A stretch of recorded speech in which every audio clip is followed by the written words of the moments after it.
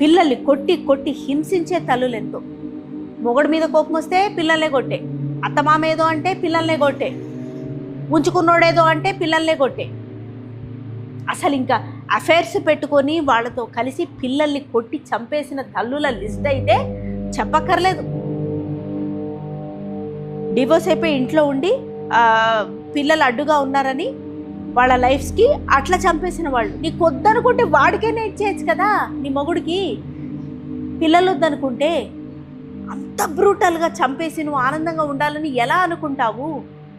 ఎవడెన్ని చెప్తే నీ బుద్ధెట్టు పోయింది? ఇది మంచి ఇది చెడు అని విచక్షణ ఉండి ఎడవదెందుకు? ఇష్టం వచ్చినట్టు కొట్టి, మారణాయుధాలతో కొట్టి, బెల్ట్లతో కొట్టి, తల్లిదండ్రి ఇద్దరు కలిసి కొట్టి, వీళ్ళిద్దరు కొట్టుకు చస్తారు. అదొకటి. మొగుడంటే పెళ్ళానికి పడదు, పెళ్ళామంటే మొగుడుకు పడదు, వీళ్ళిద్దరు కలిసి పిల్లల్ని కొడతారు. అసలు ఇది